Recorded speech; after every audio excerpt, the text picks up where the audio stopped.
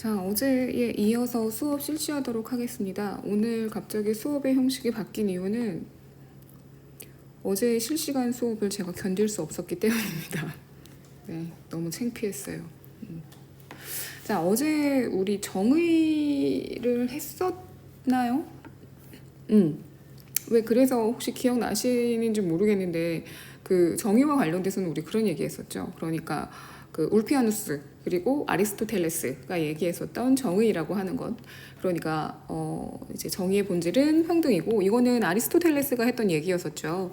그래서 정의는 평등을 바탕으로 한다.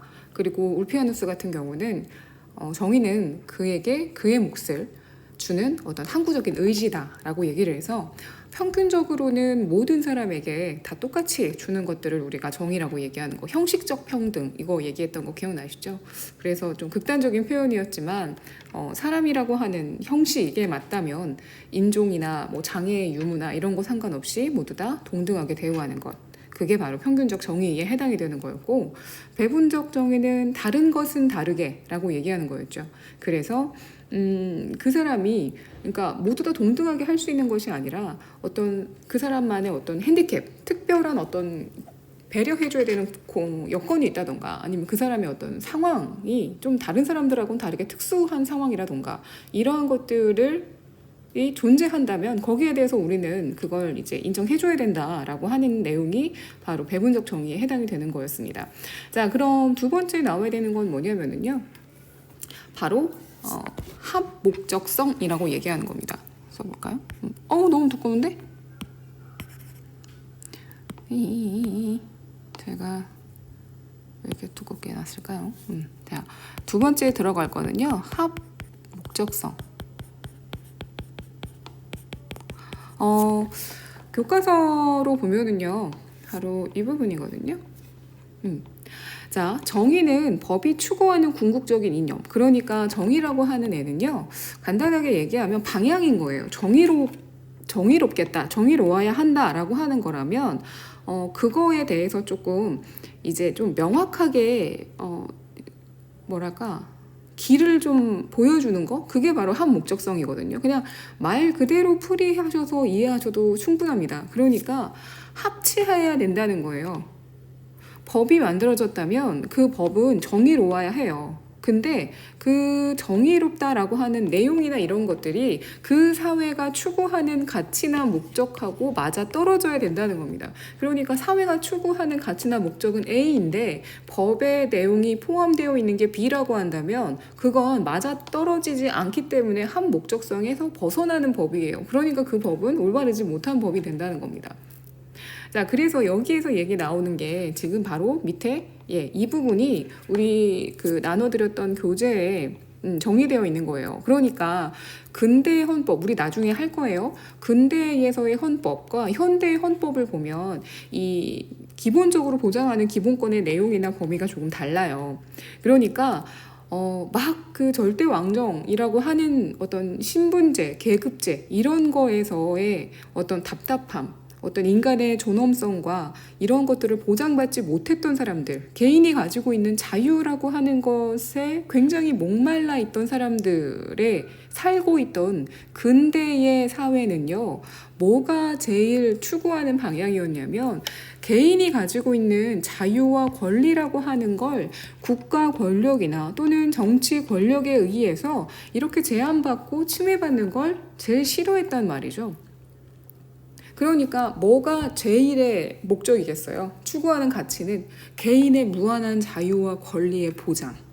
그럼 국가는 어떻게 해야 돼? 국가는 찌끔해야 돼.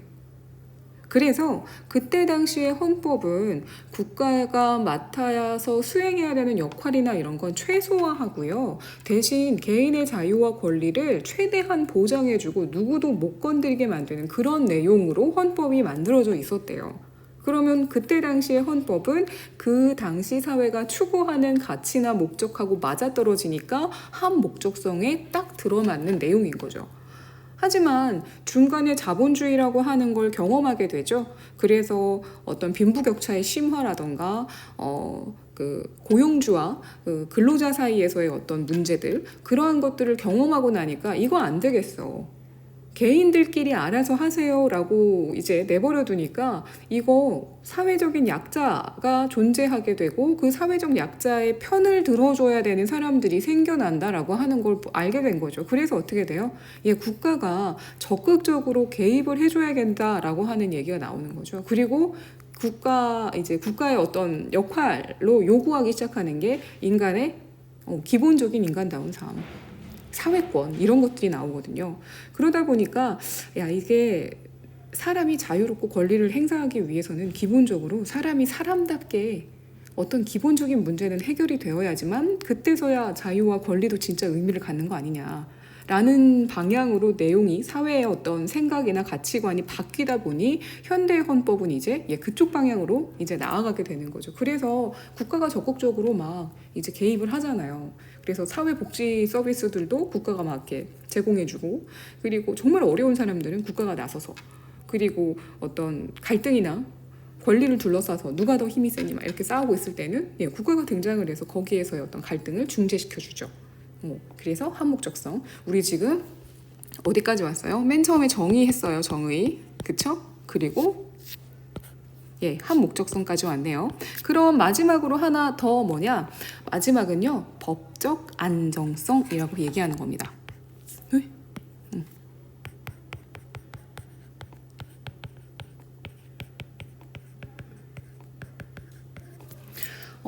교과서로 볼까요? 저도 교과서 옆에 있는데 왠지 이걸로 보는 게 더 편하네요. 자, 법적 안정성의 의미는 다음과 같습니다.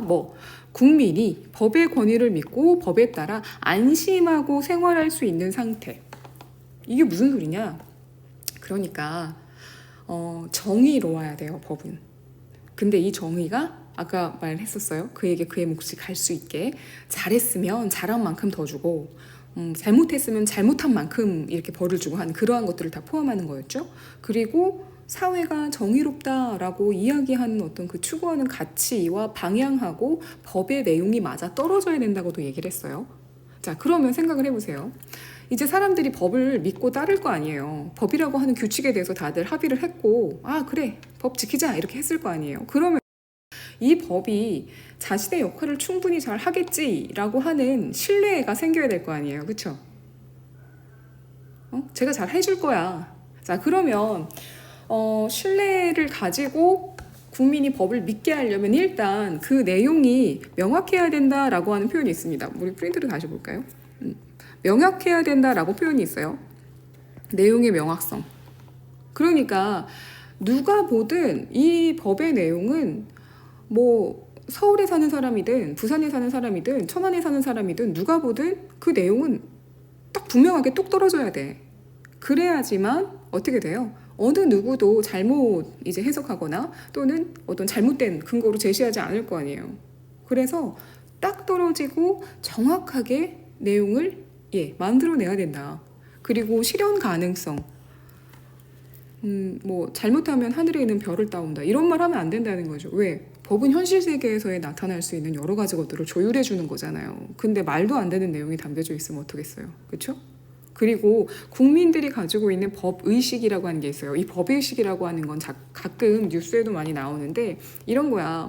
법을 지켜야 돼. 또는 이런 행위를 하면 이 정도의 처벌을 받아야 돼. 라고 하는 어떤 법적인 감정? 이런 것들을 포함해서 법의식이라고 하거든요. 이런 거랑도 맞아 떨어져야 돼. 그러니까 국민들이 이제 법에 대해서는 굉장히 신뢰하고 법을 지켜야 돼. 준법의식도 굉장히 막 준수하고 되게 높고 그런데 그 국가의 법은 막 형편없어. 무단횡단 해도 됩니다. 막 이러면서 그렇게 되면 서로 맞아떨어지지 않으니까 사회가 돌아가기가 힘들겠죠. 그렇죠? 그리고 또 중요한 게 뭐냐면 너무 자주 바뀌면 안 된다는 얘기예요. 너무 자주 바뀌면. 왜? 자주 바뀌고 새로운 게 추가되고 원래 있던 게 빠지고 이런 것들이 일정 기간 하나의 법률이 생겼으면 그 법률에 대해서 국민들이 충분히 인식하고 이렇게 지켜야 되는구나 라고 하는 걸 알아야 될 거 아니에요. 근데 그러한 시간도 없이 새로운 게 또 나오고 있던 게 없어지고 하면 너무 혼란스러울 거 아니에요. 그렇기 때문에 근데 되게 웃긴 게 뭐냐면요, 너무 자주 바뀌면 안 돼 라고 하는 것 때문에 문제가 되는 게 바로 이 시효제도예요. 시효제도. 이 시효 제도라고 하는 거는요. 교과서로 볼게요. 네, 여기 법률 불소급하고 시효제도 이렇게 나오는데요. 시효제도는 이렇게 얘기하는 거예요. 일정한 사실 상태가 오래 계속된 경우에 그 사실 상태를 그대로 존중하여 권리관계로 인정하는 제도이다. 이게 무슨 얘기냐? 그러니까 일정 기간 동안 어떤 법률과 관련되어 있는 상태가 이렇게 유지가 되잖아요. 그러면 그게 사실이 아니어도, 사실은 그런 게 아니었어도 그냥 그거를 인정해주는 제도를 우리가 시효제도라고 해요.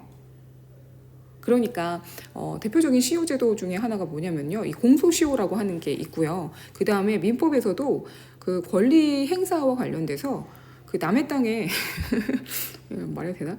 다른 사람 땅에다가요, 그 이제 집 짓고 살거나 농사 짓고 살거나 했는데 그 땅 주인이 와가지고 이제 이거 내 땅이에요 이런 거를 이렇게 얘기를 안 해주고 뭐 그러면은 한 10년쯤 있다가 그 땅 자기 거라고 법원에 가서 등기소에 등기하면은 그 땅 자기 땅 되거든요.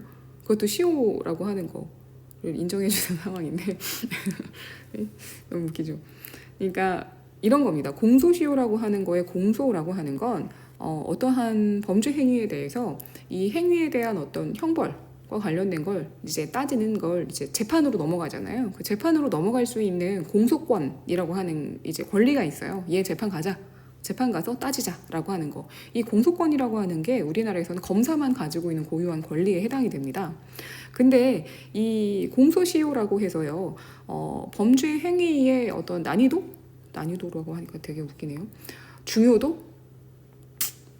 아무튼 이러한 것들에 따라서요, 이 이제 재판을 요구할 수 있는 그 행동에 대해서 잘잘못을 따질 수 있게 재판을 시작할 수 있는 그 권리를 이제 무한정 이렇게 해놓은 게 아니라 딱 정해놨었어요. 10년, 15년 이렇게. 그래서 처음에는 2007년까지는요, 공소시효가 15년이었어요. 15년. 살인죄 공소시효가. 그러니까 첫 번째 살인사건이 발생하고 나서, 그러니까 살인사건이 발생하고 나서 그 발생한 살인사건을 기준으로 해서 15년이 지나게 되면 그 15년 이후에 범인이 잡혀도 그 범인에 대해서는 재판을 할 수가 없는 거예요. 살인죄에 대한 어떤 처벌이나 행위에 대해서의 책임을 묻을 수가 없게 되는 거죠. 그러다가 25년으로 늘었어요. 2007년에. 그러니까 살인사건이 발생하고 25년. 그러다가 2015년에 이 살인죄와 관련돼서의 공소시효가 폐지됐거든요. 이게 여러분 법하고 관련되어 있는 거 관심 많으신 분들은 좀 아실 수 있을 텐데, 그 태완이법이라고 일명 불리우는 법이 있습니다. 그 1999년이었나요? 2000년대 초였나요? 그 9살, 7살이었나? 9살짜리 어린애기가 길 가다가 갑자기 황산 테러를 당해서요, 전신에 거의 3도 화상을 입어서 정말 한 40일, 50일 가까이 정말 엄청나게 괴롭게 아프다가 이제 죽었거든요. 그랬는데 범인이 누군지를 잡지를 못하고 그냥 끝나버렸거든. 그래서 그 부모님이 너무 억울하고 마음이 아프고 그러다가 이제 했던 건데, 나중에 또 기회가 되면 설명해 드릴게요. 그러면은 살인죄에 있어서의 공소시효가 있었던 이유가 뭐냐? 그러니까 살인죄뿐만이 아니라 다른 것들에 대해서의 시효 제도가 있는 이유는 이거예요. 그러니까 어떤 한 사실이 이렇게 존재를 하고 그 사실에 대해서 어떤 별다른 별다른 변동이나 이런 게 없이 그냥 쭉 온 거야.